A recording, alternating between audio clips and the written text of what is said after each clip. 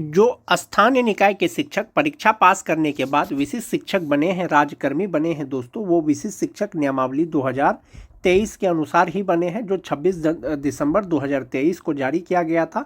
और नियमावली में स्पष्ट ये दिया गया था कि ये जो विशिष्ट शिक्षक नियमावली है, बिहार राज्य विद्यालय अध्यापक नियमावली 2023 के तहत नियुक्त किए गए विद्यालय अध्यापकों के समान करने के लिए ही बनाया गया है। और जो वरीयता का निर्धारण होगा विशिष्ट शिक्षकों में, वो नियमावली के अनुसार ही होगा दोस्तों। विशिष्ट शिक्षक नियमावली 2023 का पॉइंट नंबर 7 में दिया गया है दोस्तों वरीयता निर्धारण को लेकर के, और उसी के अनुसार वरीयता निर्धारण होगा। जहां तक बात सक्षमता 1 और सक्षमता 2 पास विशिष्ट शिक्षकों का है, उसके बारे में बाद में चर्चा करेंगे। फिलहाल विशिष्ट शिक्षक में वरीयता का निर्धारण जो होगा वो नियमावली के 7.1 के अनुसार होगा। जिला स्तर पर विशिष्ट शिक्षकों की एक वरीयता सूची संधारित की जाएगी, यानी जिला स्तर पर विशिष्ट शिक्षकों का जो सीनियरिटी लिस्ट है वो तैयार किया जाएगा। शिक्षकों की प्रत्येक श्रेणी यथा प्राथमिक, मध्य माध्यमिक और उच्च माध्यमिक के लिए विषयवार अलग वरीयता सूची तैयार की जाएगी, यानी सभी शिक्षकों का जो श्रेणीवार, जैसे 1 to 5 के शिक्षक होंगे, 6 to 8 के शिक्षक होंगे, 9 to 10 के शिक्षक होंगे या 11-12 के शिक्षक होंगे, सभी प्रकार के शिक्षकों का वरीयता सूची अलग अलग तैयार किया जाएगा।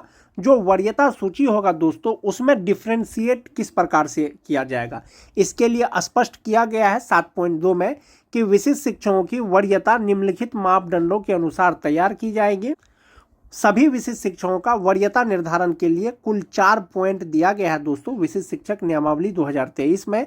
इसमें पहला नंबर पॉइंट है कि स्थानीय निकाय के शिक्षक के रूप में प्रशिक्षित वेतनमान प्राप्त करने की तिथि से।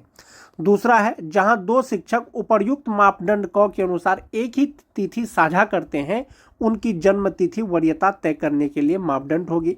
तीसरा है दोस्तों, जहां 2 शिक्षक उपर्युक्त मापदंड ख के अनुसार एक ही तिथि साझा करते हैं, तो अंग्रेजी वर्णमाला में शिक्षक का नाम वरीयता तय करेगा।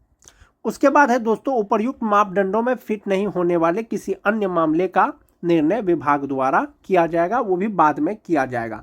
अब इसको स्पष्ट रूप से एक बार फिर से समझ लेते हैं दोस्तों।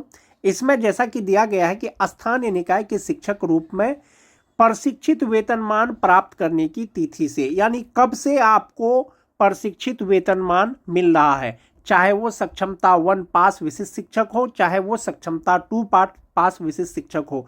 नियमावली में अलग अलग डिफ्रेंशिएट करके कुछ भी नहीं दिया गया है दोस्तों। विशिष्ट शिक्षक जब भी बनेंगे, जब भी ज्वाइन करेंगे, उनका जो वरीयता का निर्धारण होगा वो प्रशिक्षित वेतनमान प्राप्त करने की तिथि से होगा।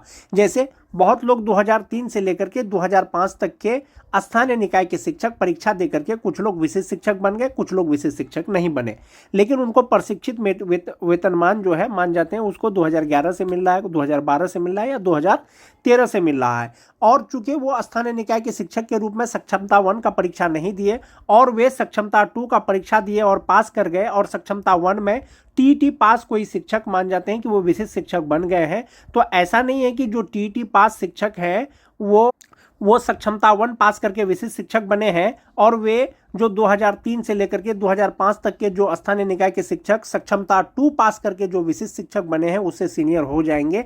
ऐसा नहीं है। सक्षमता 1 परीक्षा पास कीजिए, सक्षमता 2 परीक्षा पास कीजिए, सक्षमता 3 परीक्षा पास कीजिए। आप जब भी परीक्षा पास कीजिएगा, आपका जो वरीयता का निर्धारण होगा वो प्रशिक्षित वेतनमान की तिथि से ही होगा। ये चीज क्लियर है दोस्तों। दूसरा है, जहां 2 शिक्षक उपर्युक्त मापदंड क के अनुसार एक ही तिथि साझा करते हैं, उनकी जन्म तिथि वरीयता तय करने के लिए मापदंड होगी। जो टीईटी पास शिक्षक हैं दोस्तों 2013 से लेकर के 2015 तक, और स्पेशल उर्दू टीईटी 2016 जिनकी बहाली अनट्रेंड के रूप में हुई थी, सभी शिक्षक का जो प्रशिक्षण पूरा हुआ है दोस्तों वो 31 मार्च 2019 तक उनका प्रशिक्षण पूरा हुआ है।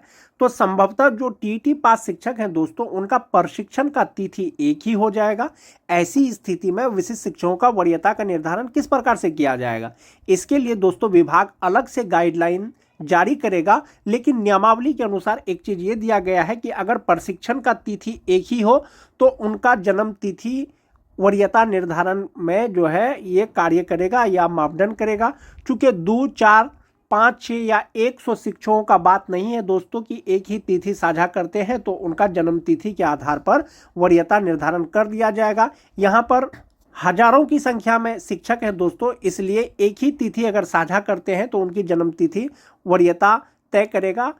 फिलहाल ये नियमावली के अनुसार दिया गया है। हो सकता है आने वाले दिनों में जब वरीयता का निर्धारण हो, विभाग के द्वारा जो है गाइडलाइन जारी किया जाए, लेकिन नियमावली के अनुसार एक चीज़ ये स्पष्ट है कि प्रशिक्षित वेतनमान प्राप्त करने की तिथि से वरीयता का निर्धारण होगा। यानी जो सबसे पहले प्रशिक्षित वेतनमान पा रहे हैं, यानी सबसे पहले जिनको प्रशिक्षित वेतनमान मिल रहा है संभवतः वही सबसे सीनियर होंगे। इसमें जो 2003 से लेकर के 2005 तक के शिक्षक हैं, जो 2006 के शिक्षक हैं, 2010 के शिक्षक होंगे, 2016 के शिक्षक होंगे, 2013 के होंगे, 6th फेज के होंगे, ऐसे शिक्षकों में प्रशिक्षित वेतनमान जिनको सबसे पहले मिला है वही सबसे वरीय होंगे।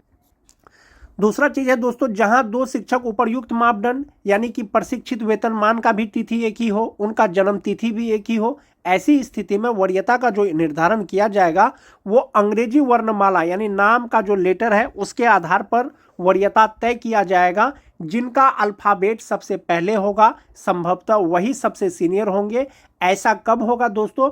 जब 2 या 2 से अधिक शिक्षकों का प्रशिक्षित वेतनमान का तिथि एक ही हो और जन्म तिथि एक ही हो।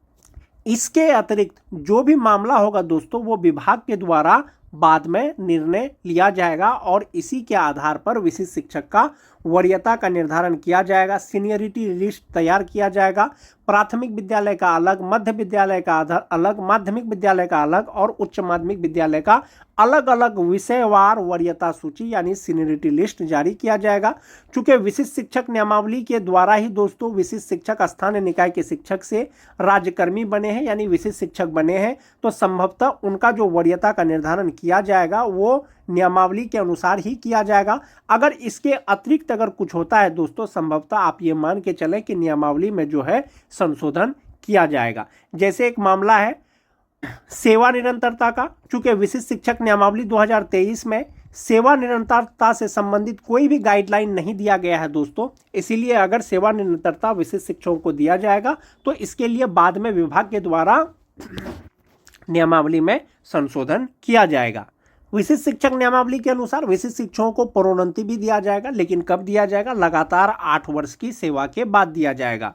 जो विशिष्ट शिक्षक जनवरी 2025 में विशिष्ट शिक्षक बने हैं, 2033 जनवरी में वो प्रोन्नति पाने योग्य हो जाएंगे। यानी 1 to 5 के जो विशिष्ट शिक्षक हैं वो 6 to 8 के विशिष्ट शिक्षक के पद पर उनका पदोन्नति या प्रोन्नति किया जा सकेगा 2033 में। जो 6 to 8 के विशिष्ट शिक्षक हैं, 6 to 8 के वरीय विशिष्ट शिक्षक के रूप में, जो 9-10 के विशिष्ट शिक्षक हैं, 9-10 के 11-12 के विशिष्ट शिक्षक के रूप में, और जो 11-12 के विशिष्ट शिक्षक हैं वो 11-12 के विशिष्ट शिक्षक के वरीय के रूप में उनका प्रोन्नति किया जा सकेगा, लेकिन 8 वर्ष के लगातार सेवा के बाद। जो जनवरी में ज्वाइन किए हैं उनका प्रोन्नति जनवरी 2033 के बाद किया जाएगा।